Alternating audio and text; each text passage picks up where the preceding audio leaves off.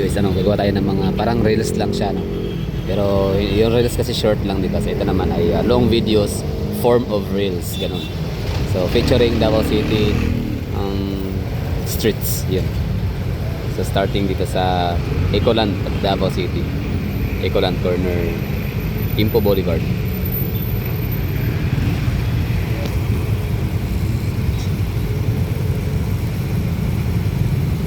Siyempre, mag-narrate na lang din ho tayo. Itong nakikita pala ninyo dito na jeep, kulay pula. At tsaka itong mga to. Yan. Yan po sila mga ano ha. Tornohan ho yan, pilahan ho yan ng mga jeep bound for Panabo City. So yan po sila ay 24/7. Okay. So for today's video pala ay yun. Ano lang, kumbaga yung mga ruta na may kita ho natin within the streets. Mga jeep. So that's Panabo. Tapos dito naman na kalye, itong Quimpo Boulevard. Andyan din dumadaan yung mga jeep oso-oso galing Kalinan, Mintal and Toril. Pero hindi lahat ha. Kasi may maraming mga ruta yan. Yun si Doggy tatawid. Expert na yan. Yun yung mga ruta, dalawang dadaanan ng Tugbok, Kalinan, Mintal and Toril. It's either sa may Quimpo Boulevard or sa may MacArthur Highway, Matina, Davao City.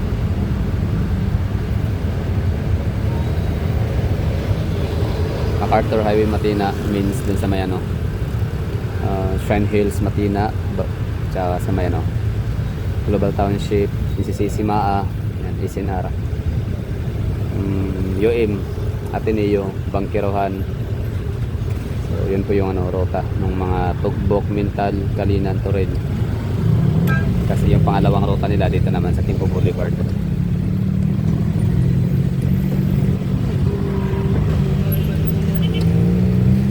Sa totoo lang, itong Davao City parang Manila rin siya, na araw-araw may mga tao din na pumupunta sa syudad first time. Kaya pala it makes sense na yung mga ruta dito ay may nakalagay talaga ng mga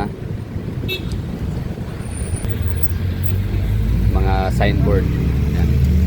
Kasi kung wala yan, hindi nila alam kung saan sasakay, diba? Nila alam kung anong mga ruta yung patutunguhan ng isang jeep na nasasakyan nila, sinakyan.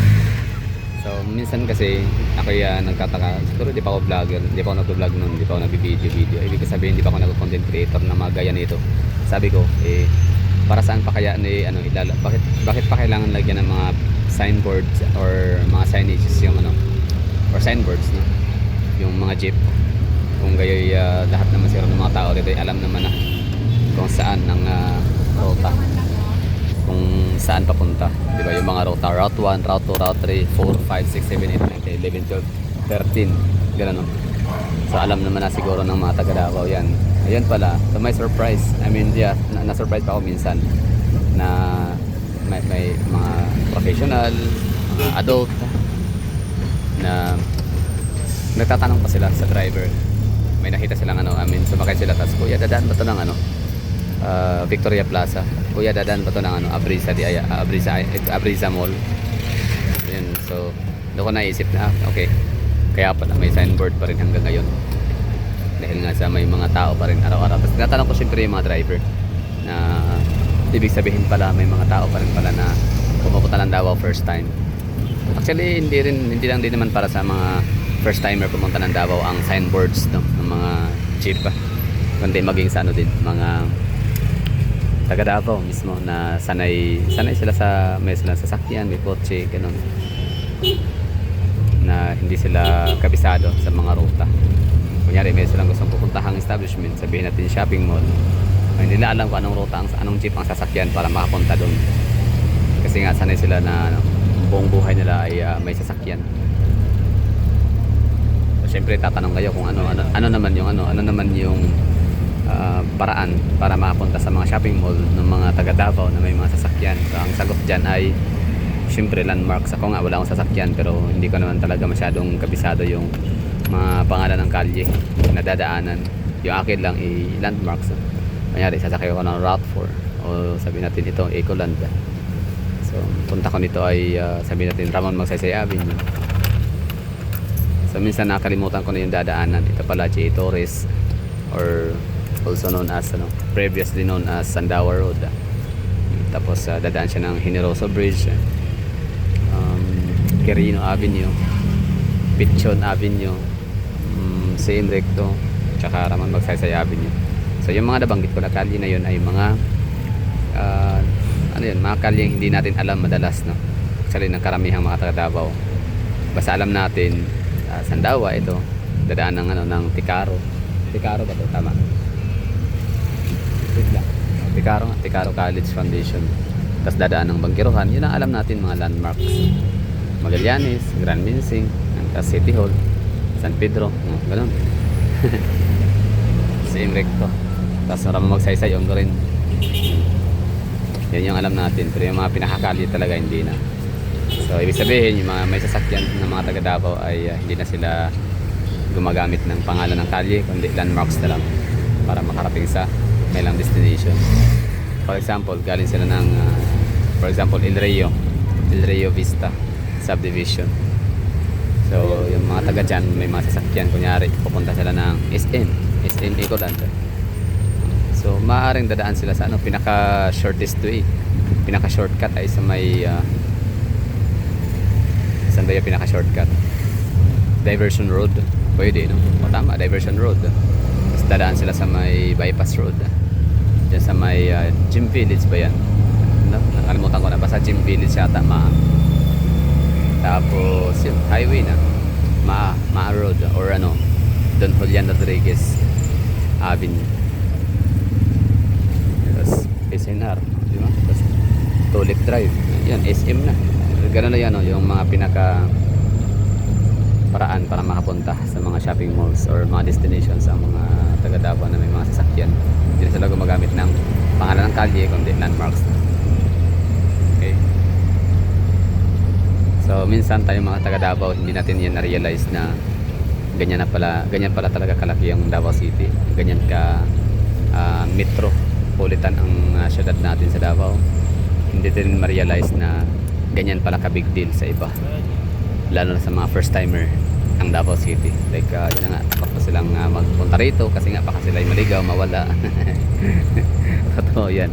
Dami ko mga nakikita sa TikTok, mga content creator na yun na nga, about Davao, kailang mga ginagawang remarks about Davao City and the experience sila. Yun na nga, na first time sila pumunta rito ay takot sila kasi nga big city.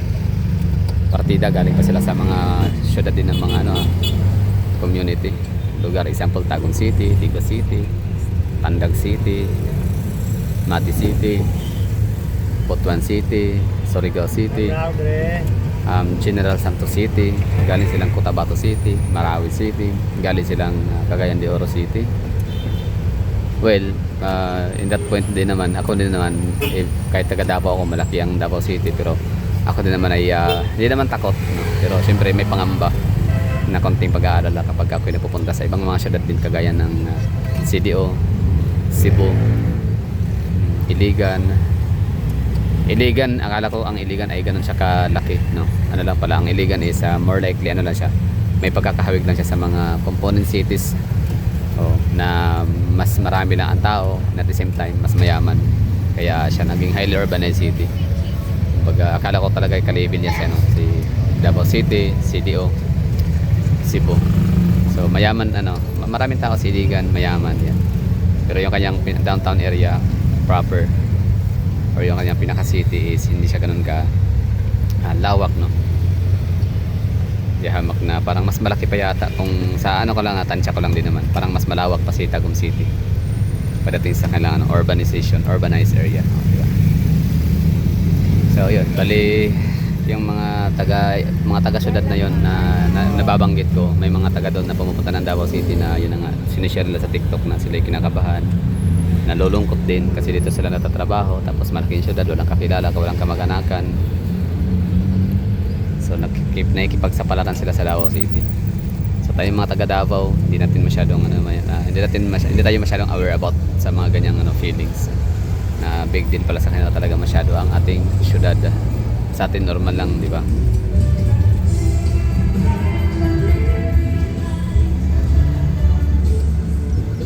So ito na yung Magallanes or Pichon.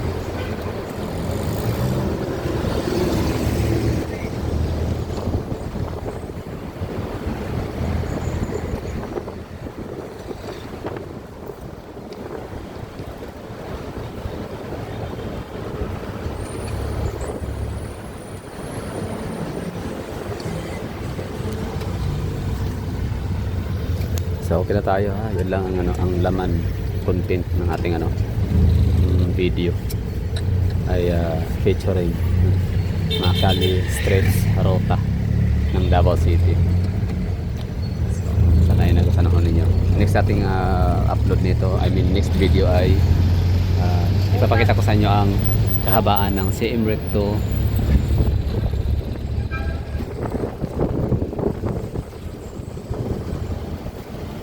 Grand Minsing Hotel yan ha. Paboritong yan, hotel dito tayo digong dati nung mayor pa siya, kasi yan sa kanyang favorite spot talaga or favorite na hotel para gagawa siya ng kanyang masa, kikan sa masa para sa masa program. Okay, so next video is underground cable system streets.